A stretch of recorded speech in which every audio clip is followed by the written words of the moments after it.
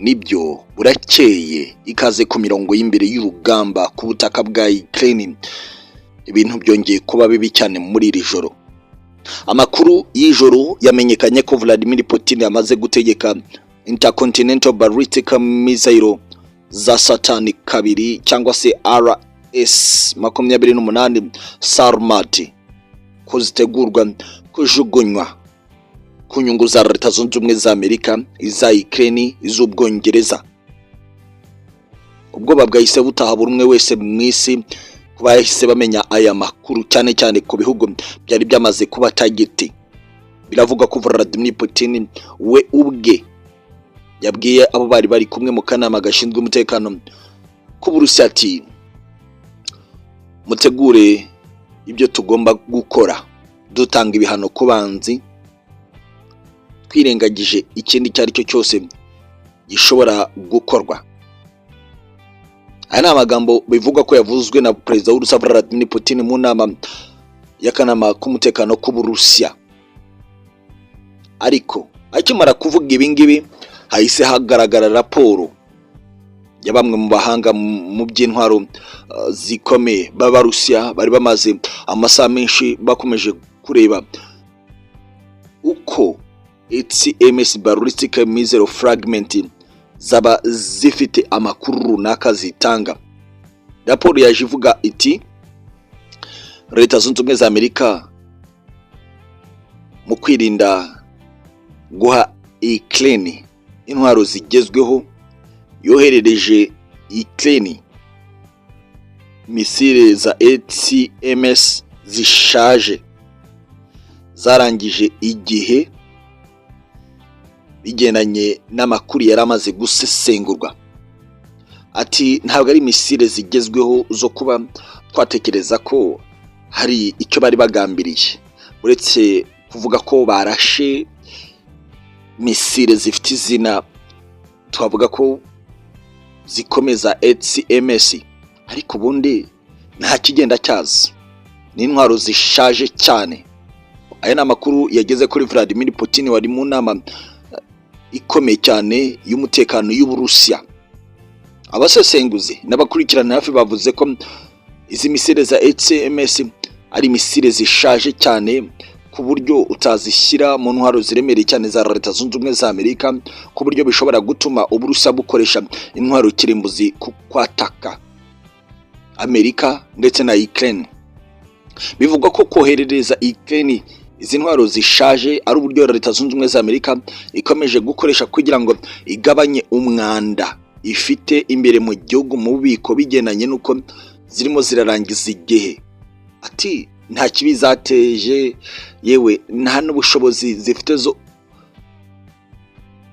kugusandaza icyo ari cyo cyose. Nta mpamvu yuko tugomba guhaguruka na imbaraga zihambaye. Ugende kuri aya makuru akomeye cyane, biragaragara ko Leta Zunze Ubumwe za Amerika yabiri gukina kandi gakino gakomeye ubutegetsi bwa Zelensky babushotora gusa kugira ngo baburimbure. Dmitry Medvedev ati nibyo koko tugomba gutanga ibihano ku nkozi z'ibibi zo mu burengerazuba bw'isi, yewe tutaretse na Ukraine. Ariko nyakubahwa Perezida, tubanze dusesengure icy'ingenzi kandi gikomeye. Zelensky ni umunazi, ntabwo ari umunya-Ukraine ku buryo yagambanira abandi ngo igihugu tukirimbure. Birasa na hari igikoresho cya Amerika kititaye ku nyungu z'abavandimwe bacu b'abanya-Ukraine. Tugomba gutekereza ikiza kugeza ubwo ku itariki 20 z'ukwezi kwa mbere umwaka wa 2025 Donald Trump azinjira muri White House agafata indi myanzuro. Yaba ari gukomeza kugendera ku byo Leta Zunze Ubumwe za Amerika iri kugenderaho uyu munsi bya Joe Biden, natwe tugakora ibidasanzwe. Ariko uyu munsi mu gihe bigaragara ko misile balistike za HIMARS bohereje nkuko babidutangarije nta kintu zivuze, tugomba kuba natwe twigengeseyeho gato kugira ngo tutarimbura bene wacu, kandi harakoreshejwe misile zidafite icyo zivuze. Aya ni amakuru y'ingenzi amaze gusohoka mu nama y'umutekano y'Uburusiya. Birasa naho ibintu byamaze gukomera cyane, ariko kandi ikikubwira ko Leta Zunze Ubumwe za Amerika yari yamaze gutitizwa. Kimwe mu bitangazamakuru bikomeye cyane by'Uburusiya, Russia Gazeta, cyahishuye ko hari ubutumwa butatu White House, President ya Leta Zunze Ubumwe za Amerika, yoherereje Kremlin, President y'Uburusiya, banga kubusubiza. No butumwa burimo kuvuga ko ibindi byaba bihagaze hagatangira ibiganiro hagati y'Uburusiya, Ubushinwa, Korea y'Amajyaruguru na Leta Zunze Ubumwe za Amerika nk'ibihugu bitunze intwaro kirimbuzi. Ati iki ni igihe cyo kugira ngo tuganire. Bikavugwa ko ubu butumwa bwo gusaba ibiganiro bigamije ko habaho gusasa inzobe hagati y'ibyo bihugu bitunze intwaro kirimbuzi ari ikintu cy'ingenzi. Umwe mu bakomeye cyane akaba umuvugizi muri Pentagon Strategic Commander Rear Admiral Thomas Buchanan yagize ati, nyabona mureke tubanze tuganire n'Uburusiya, Ubushinwa, Korea y'Amajyaruguru, kubera ko bigaragara ko ari cyo gihe cyiza cyo kugira ngo tutatakwa kandi hari ubushobozi bwagakwiye kuba bubanzirizwa ibi byose. Ibiganiro bigamije amahoro hagati yacu nabo duhanganye nibyo byagakwiye kuba biza imbere. Lloyd Austin, chef wa Pentagon, yemeje kandi bidasubirwaho ko batangiye koherereza Ukraine anti-personnel mines muri Ukraine kubera ko batekereza ko Uburusiya bwamaze guhindura amayeri y'urugamba. Biravugwa ko Uburusiya bwari bumaze iminsi bukoresha intwaro ziremereye cyane ku mirongo y'imbere ku rugamba, bwatangiye kwinjiza abasirikare barwanira ku butaka ku bwinshi kugira ngo bajye kongera guhitana abasirikare ba Ukraine n'abacancuro mu bice bitandukanye.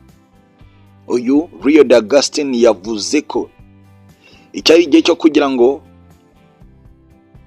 Ukraine ihabwe ubushobozi bwo gukura mu nzira abasirikare b'Uburusiya basa n'abashaka kubohoza Ukraine yose, hagendeye ku kuvuga ko imbunda z'umusada zamaze kunaniza cyane. Ubu bari kohereza abarwanira ku butaka kugira ngo bagende bafata ibice bakura mu nzira abasirikare ba Ukraine, kandi ibice bituyemo n'abasivile bitiriwe byibasirwa cyane.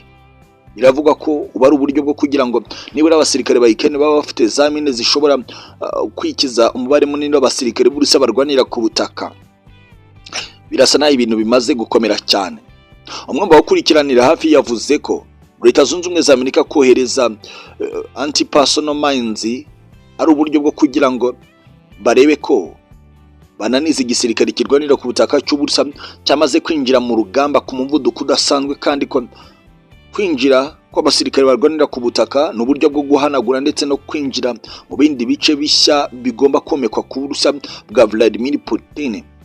Imwe muri televiziyo ikomeye cyane yo muri Belarus, ONT, yagize iti uburengerazuba bw'isi buri gushaka kugerageza gukoresha amayeri mashya bwavumbuye bakoresheje igisirikare cya Ukraine ngo bataka Uburusiya ndetse na Belarus. Ati uburyo bwabo bwageragejwe muri Bryansk na Kursk buri kugaragara ko bashaka kohereza ba maneko matsinda kugira ngo bajye gutega ibisasu bigomba guhitana ubuzima bw'abasivile benshi. Ni hit and run, gukubita bakirukanka kugira ngo barebe ko bakica abasivile benshi b'Uburusiya na Belarus.